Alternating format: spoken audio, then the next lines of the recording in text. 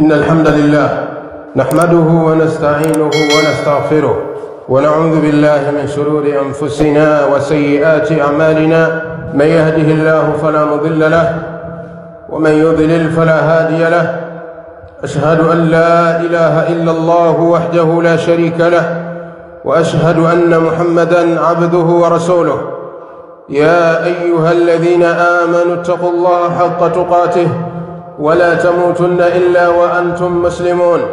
يا أيها الناس اتقوا ربكم الذي خلقكم من نفس واحدة وخلق منها زوجها وبث منهما رجالا كثيرا ونساء، واتقوا الله الذي تساءلون به والأرحام إن الله كان عليكم رقيبا. يا أيها الذين آمنوا اتقوا الله وقولوا قولا سديدا يصلح لكم أعمالكم ويغفر لكم ذنوبكم، ومن يطع الله ورسوله فقد فاز فوزا عظيما. أما بعد، فإن أحسن الحديث كلام الله، وخير الهدى هدي محمد صلى الله عليه وآله وصحبه وسلم، وشر الأمور محدثاتها، فإن كل محدثة بدعة، وكل بدعة ضلالة، وكل ضلالة في النار. اللهم إنا نعوذ بك من عذاب النار. ndugu katika imani, baada ya kumhimidi Allah jalla fi ula na kumtakia sala na salam kiongozi wa umma mtume wetu Muhammadin alayhi salam, tawsiana kumcha Allah jalla fi ula fi hadhihi al-lahadhat, fa innahu qad faza al-muttaqun. Allah tabaraka wa taala ametuumba sisi wanadamu na majini litahqiqi at-tauhid, kwa lengo la kuimarisha na kusimamisha tauhidi fi qulubi nnas, katika nyoyo zetu. Allah tabaraka wa taala kama anavyoeleza katika maneno yake matukufu, wama khalaqtul jinna wal insa illa liya'budun, na sikuwaumba majini na wanadamu isipokuwa kwa lengo la kuniabudu mimi. فبين الله تبارك وتعالى الحكمة من خلق الجن والإنس. الله تبارك وتعالى akabainisha katika aya hii hikma ya kuwaumba majini na watu ni kwa lengo la kumwabudu yeye Allah tabaraka wa taala wahdahu la sharika lah, kusimamisha tauhid, kumpwekesha Allah subhanahu wa ta'ala fi ibadatihi, katika ibada zake, wa tajannubi ash-shirki billahi azza wa jalla, na kujiweka mbali na kumshirikisha Allah tabaraka wa ta'ala katika ibada zake. Hili ndio lengo kuu la Allah tabaraka wa ta'ala la kutuumba sisi, na kila mmoja katika wanadamu anatakiwa afahamu hivyo kwamba limadha khalaqahu Allahu azza wa jalla wa awjadahu min al-adam. Kila mmoja anatakiwa ajiulize swali hili, Muislamu na asiyekuwa Muislamu, ya kwamba kwa nini Mola wake kamuumba? Ni kwa sababu gani? Alikuwa na haja gani Allah tabaraka wa taala kumuumba mwanadamu? Allah tabaraka wa taala ametubainishia hikma ya yeye kutuumba sisi ili tupate kumwabudu yeye Allah tabaraka wa taala wahdahu la sharika lah, peke yake bila kumshirikisha. Fatauhidu, tauhidi, ibada hii ya kumpwekesha Allah tabaraka wa taala, kumwabudu Allah peke yake bila kumshirikisha, ina faida nyingi sana.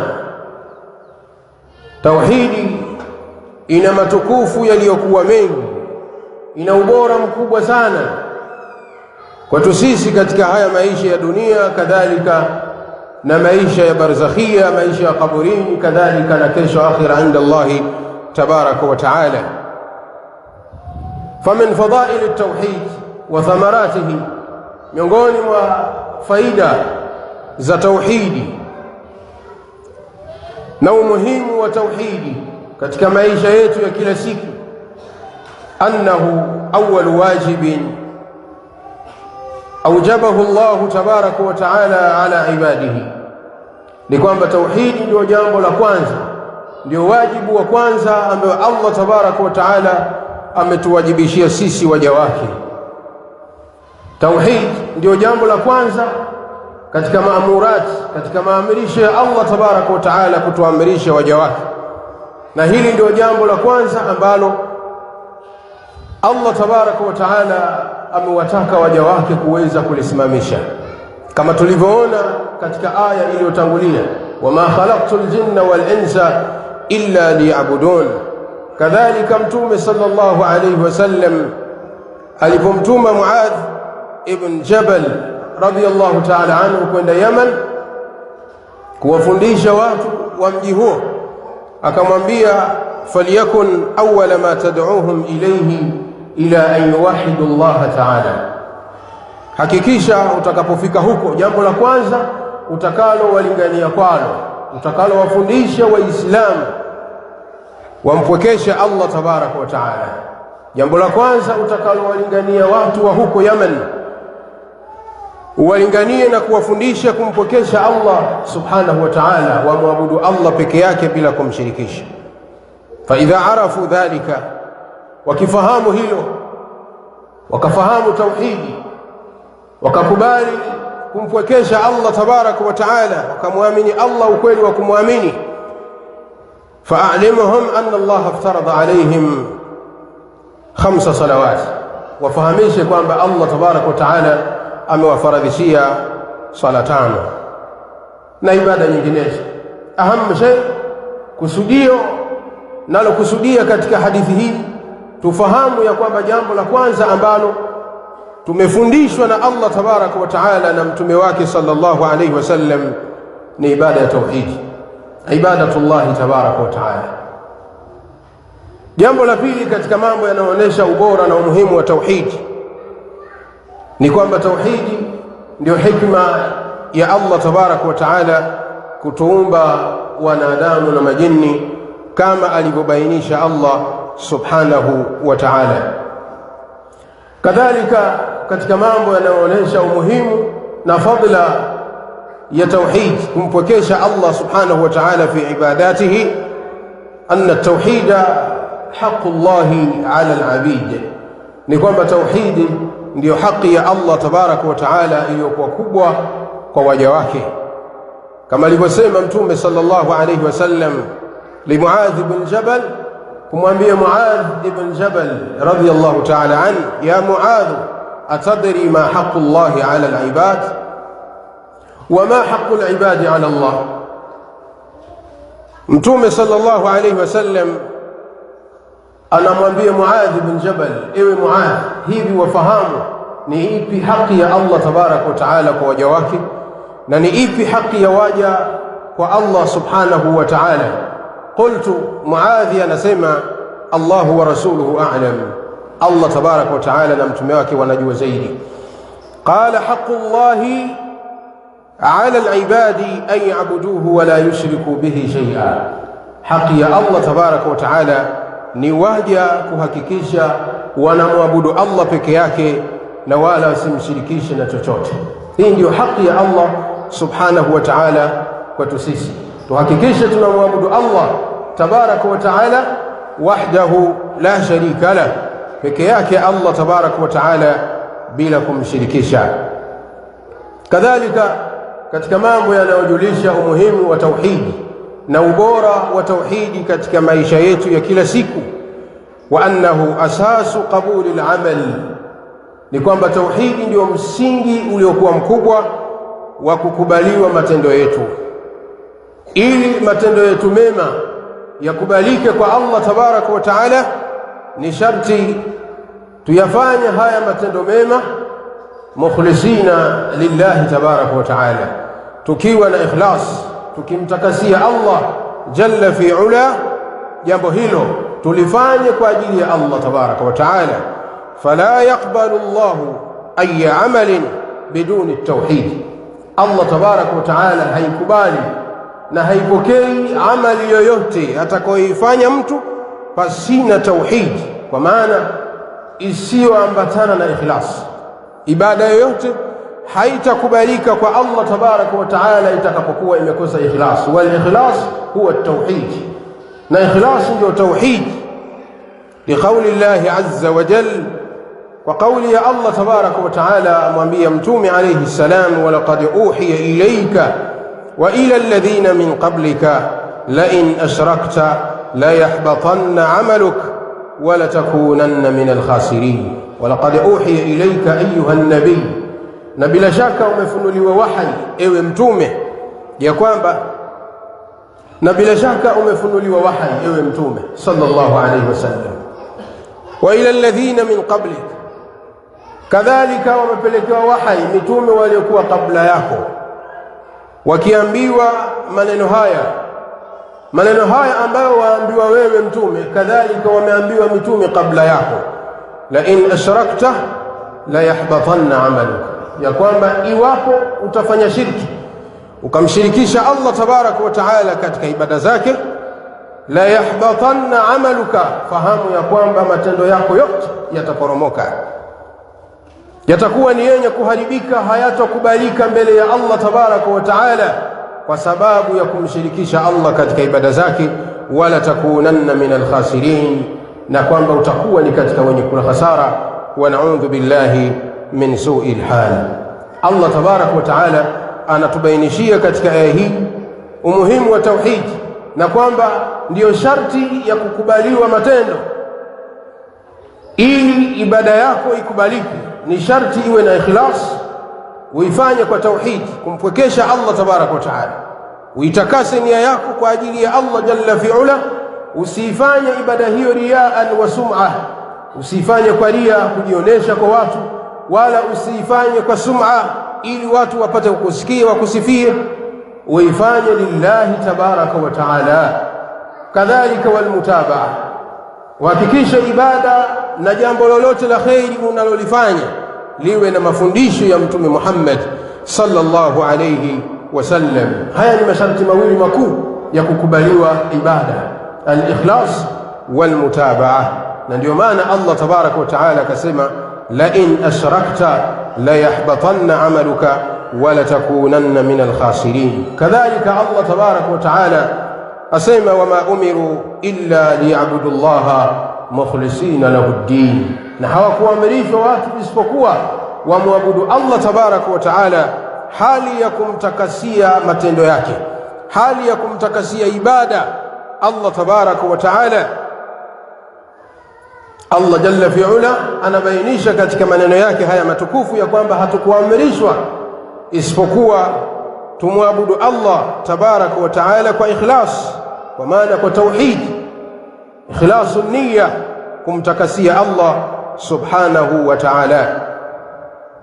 Kadhalika katika mambo ambayo yanaonyesha umuhimu na fadhila ya tauhidi katika maisha haya ya kila siku, anna tauhida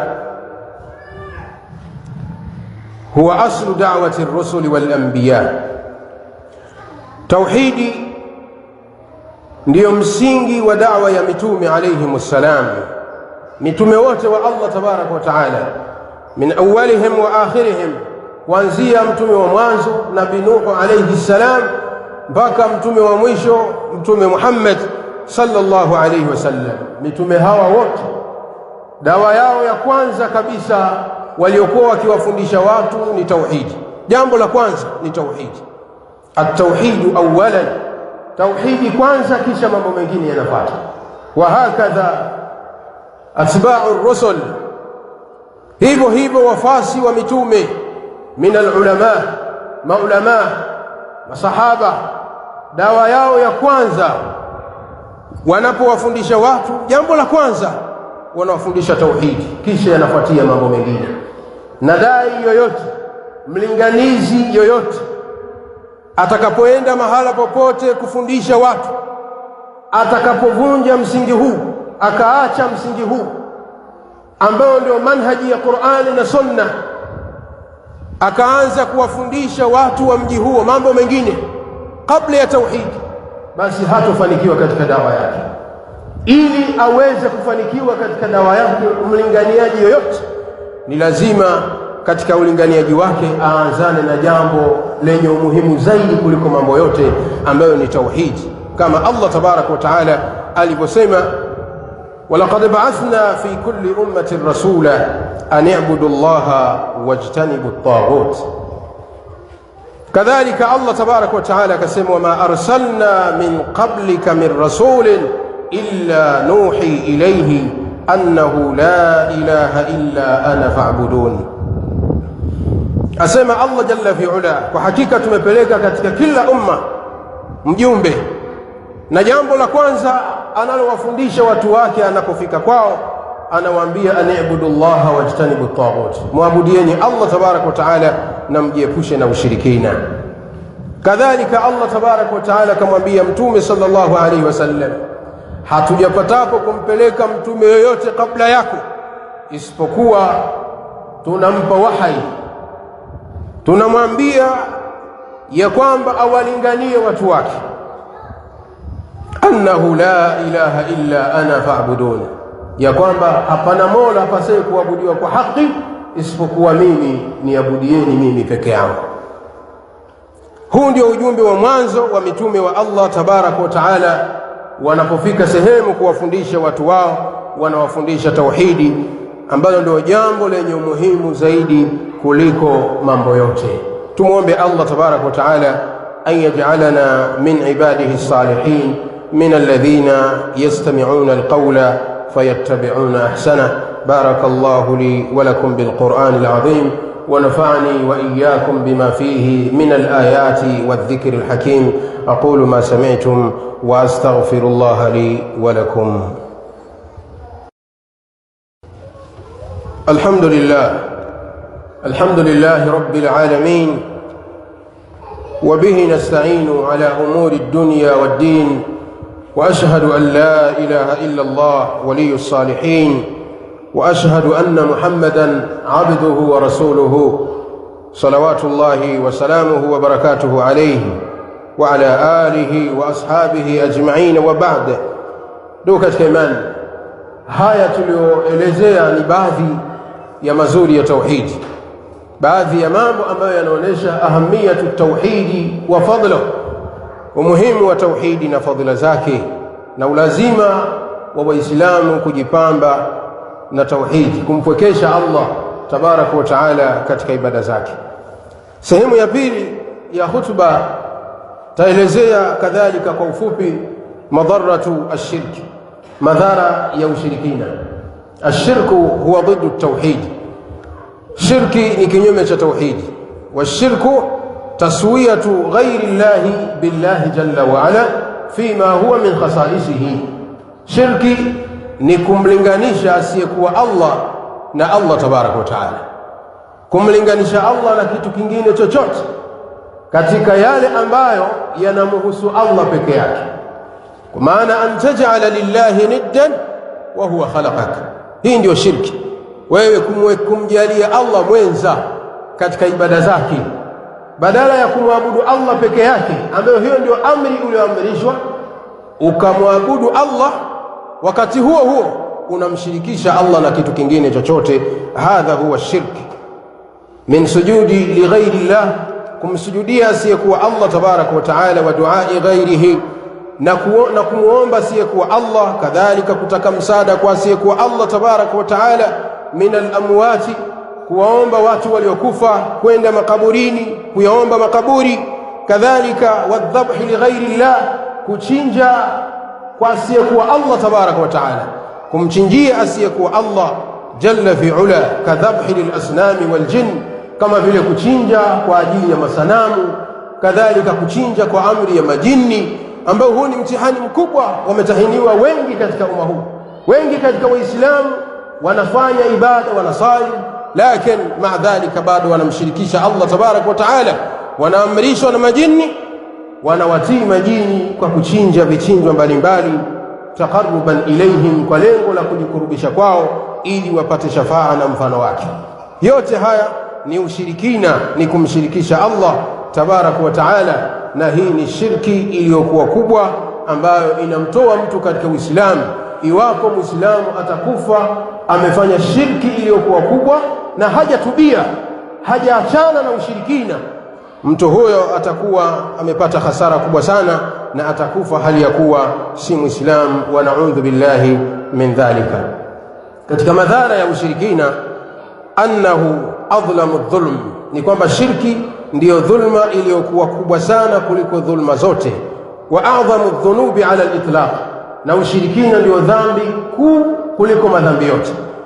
Kama kuna madhambi wayafahamu yaliyokuwa makubwa, basi la kwanza yao, dhambi la kwanza kabisa kuliko madhambi yote ni kumshirikisha Allah tabaraka wa taala katika ibada zake, kama alivyosema Mtume sallallahu alayhi wasallam, ala unabbiukum biakbari alkabair, maonaje ni kufahamisheni dhambi iliyokuwa kubwa kuliko madhambi yote? Qalu bala ya Rasulullah, masahaba wakasema tufahamishe ewe Mtume alayhi salam, kwa sababu masahaba radhiyallahu anhum walikuwa ni watu wenye kupendelea kukimbilia yaliyokuwa mazuri. Qala, akasema Mtume alayhi salam, dhambi kuu kuliko yote al-ishraku billah, ni kumshirikisha Allah tabaraka wa taala. Kadhalika Allah tabaraka wa taala aliposema kuelezea Luqman, aliposema kumwambia mwanae, ya bunayya la tushrik billah, ewe mwanangu simshirikisha Allah, jiepushe na ushirikina, inna shirka la dhulmun adhim, kwani ushirikina ndiyo dhulma iliyokuwa kubwa isiyokuwa na mfano. Kumshirikisha Allah tabaraka wa taala ni dhulma iliyokuwa kubwa isiyokuwa na mfano. Kadhalika katika madhara ya ushirikina ni kutokupata msamaha wa Allah tabaraka wa taala, wal khuludu fi nnari, na kubaki motoni milele, wa na'udhu billahi min adhabin nar. Faman mata ala shirki wa lam yatub fahuwa mukhalladun fi nnar, atakayemshirikisha Allah tabaraka wa taala kisha akafa hali ya kuwa hajatubia kutokamana na ushirikina, mtu huyo atakufa hali ya kuwa si Muislamu na atabaki motoni milele, hatopata msamaha wa Allah tabaraka wa taala. Kama alivyosema Allah jalla fi ula, inna Allah la yaghfiru an yushraka bihi, Allah hatoi msamaha wa kushirikishwa na chochote, wa yaghfiru ma duna dhalika liman yasha, lakini Allah anasamehe madhambi yaliyo chini ya ushirikina, anamsamehe yule amtakaye Allah tabaraka wa taala. Allah anasamehe madhambi yaliyo chini ya shirki kwa yule amtakaye. Ama ushirikina, mtu yoyote atakayekufa hali ya kuwa ni mushrik, hajatubia, mtu huyo hatopata msamaha wa Allah tabaraka wa taala. Kadhalika Allah tabaraka wa taala akasema, innahu, fahamuni ya kwamba mambo yalivyo, man yushriku billah, yoyote atakayemshirikisha Allah tabaraka wa taala katika ibada zake, mwanamume au mwanamke, faqad harrama Allahu alayhi aljanna, Allah amemharamishia mtu huyo kuingia peponi. Kwa maana ukiharamishiwa kuingia peponi, mahala pako ni motoni. Ndio Allah tabaraka wa taala akasema, wa ma'wahu an-nar, na mafikio yake mtu huyo ni motoni. Wama lidhalimina min ansar, na madhalim washirikina hawatopata wa kuwanusuru siku ya kiyama mbele ya Allah tabaraka wa taala. Kadhalika akasema Mtume sallallahu alayhi wasallam, man mata yushriku billahi dakhala an-nar, mtu yoyote atakayekufa ile hali anamshirikisha Allah, hajatubia kutokamana na ushirikina huo, mtu huyo ataingia motoni. Haya ni baadhi ya madhara ya kumshirikisha Allah subhanahu wa ta'ala katika ibada zake. Ni kwamba ushirikina unakuziwia wewe kupata msamaha wa Allah tabaraka wa ta'ala na kubakia motoni milele. Tujitahidi sana Waislamu kurudi kwa Allah tabaraka wa ta'ala kwa kumpokesha, kumwabudu yeye Allah peke yake na kujiepusha na ushirikina. Kadhalika na tuwafundishe vijana wetu na wake zetu na ndugu zetu kwa ujumla kumpokesha Allah tabaraka wa taala na kujiepusha na ushirikina, ili tupate saada fi dunya wal akhirah. ربنا اغفر لنا ولإخواننا الذين سبقونا بالإيمان ولا تجعل في قلوبنا غلا للذين آمنوا ربنا إنك رؤوف رحيم. اللهم اغفر لنا ربنا آتنا في الدنيا حسنة وفي الآخرة حسنة وقنا عذاب النار. اللهم ربنا لا تدع لنا في مقامنا هذا ذنبا إلا غفرته، ولا هما إلا فرجته، ولا دينا إلا قضيته، ولا مريض فينا إلا شفيته، ولا حاجة من حوائج الدنيا والآخرة إلا قضيتها يا أرحم الراحمين. والحمد لله رب العالمين. قوموا إلى صلاتكم يحفظكم الله. Hii ni Wajawema Online TV. Hapa ni elimu tu.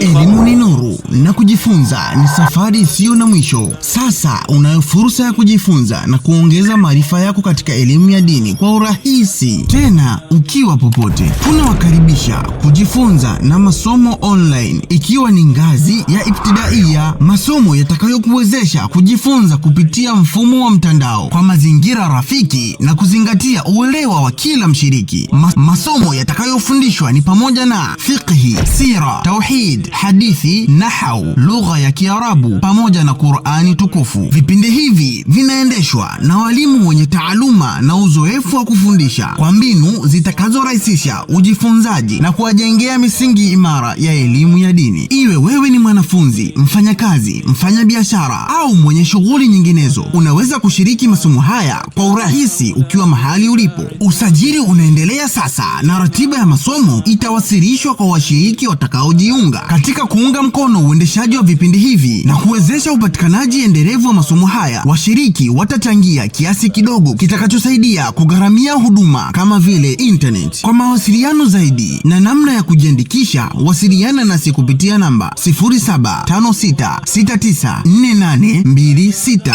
Usikose fursa hii adhimu ya kujifunza. Jiunge nasi leo, jifunze kwa urahisi na endelea kujijengea maarifa yako yenye manufaa katika maisha yako. Masomo online, elimu kwa uelewa, maarifa kwa maendeleo. فافهم فليس الشك كاليقين.